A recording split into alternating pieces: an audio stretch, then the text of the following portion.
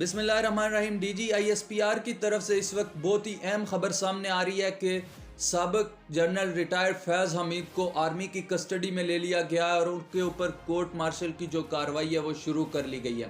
एक press release जारी हुई है DGISPR की तरफ से जिसमें यह बताया गया है कि साबिक DGISI और साबिक जनरल रिटायर्ड फैज़ हमीद को आर्मी की कस्टडी में लिया गया और उनके ऊपर कोर्ट मार्शल की कार्रवाई शुरू की जा रही है।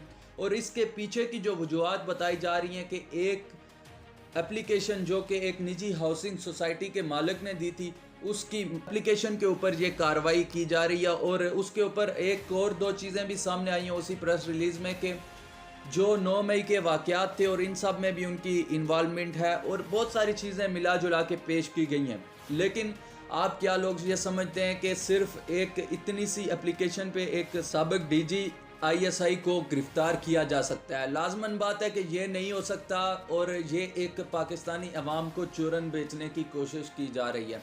इसके पीछे की जो असल वजूहात हैं वही पॉलिटिकल इंजीनियरिंग, जो हमेशा से पॉलिटिकल बदले और पाकिस्तानी सियासत में रहे हैं, वो चीज़ें अभी मरियम नवाज़ और लाला शहबाज ने इसमें भी घुसा दी हैं।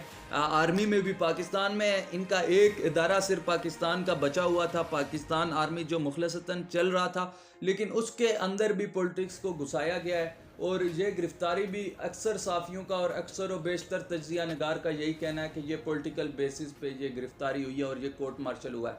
क्योंकि साबिक DGISI होना छोटा सा ओहदा नहीं है, कोई छोटी सी बात नहीं है, क्योंकि पूरे मुल्क की जो चीज़ें होती हैं वो इनके कंट्रोल में होती हैं।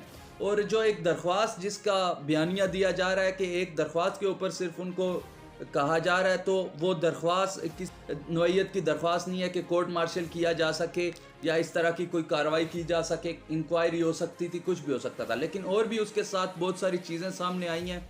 लेकिन असल जो इसके पीछे जो कहानी सामने आ रही है, जो स्टोरी सामने आ रही है, वो यही है कि पॉलिटिकल बेस पे, क्योंकि ये जो हुकूमत है इसने हर जगह पे इंतकामी कार्रवाइयाँ, हर जगह पे इंतकामी काम शुरू कर रखा है। और आर्मी को ये कैसे माफ़ कर सकती थी? आज से पहले आर्मी में इस तरह की कोई कार्रवाइयाँ, इस तरह की कोई हरकत, इस तरह की चीज़ें नहीं देखी गई हैं, क्योंकि पाकिस्तान आर्मी वाहिद पाकिस्तान का इदारा था जो उसमें जितनी भी बड़ी चीज़ें हों उनको इस तरह एडजस्ट किया जाता था कि इदारे के ऊपर कोई बात ना आए, इदारे के ऊपर कोई सवालिया निशान ना उठे, इदारे के ऊपर कोई बात ना आए। लेकिन इस चीज़ के बाद इदारे के ऊपर लाजमन सवाल उठेंगे, इदारे के ऊपर भी क्वेश्चनिंग होगी, इदारे के ऊपर भी एक सवालिया निशान और एक दब्बा सा बन गया है ये। क्योंकि आज से पहले जितने भी आर्मी जनरल ये समझते थे कि अगर हम इंतकामी कार्रवाई करेंगे या इस तरह, तो कल हमने भी रिटायर होना है। लेकिन इस रवायत को भी तोड़ के ख़त्म कर लिया गया और ये सारी चीज़ें जो हुई हैं इसके पीछे वही लाला शहबाज और मैडम मरियम शामिल हैं, जिन्होंने ये सारा इंजीनियरिंग पूरे पाकिस्तान को इस वक्त गंदा करके रखा है। और पूरे पाकिस्तान में इस तरह की पॉलिटिक्स खेली जा रही है कि कोई इदारा, अदलिया, फ़ौज, कोई इदारा इनसे महफूज नहीं रहा है। तो उसी का ये एक सलसल समझा जा रहा है, क्योंकि साबिक DGISI को इमरान खान का भी इत्तेहादी समझा जा रहा था, इमरान खान के साथ उनकी नेक ख्वाहिशात रही थी। उसके बाद बाजवा के साथ भी वो काम करते रहे, क्योंकि उन्हीं की टेन्योर में वो DGISI रहे।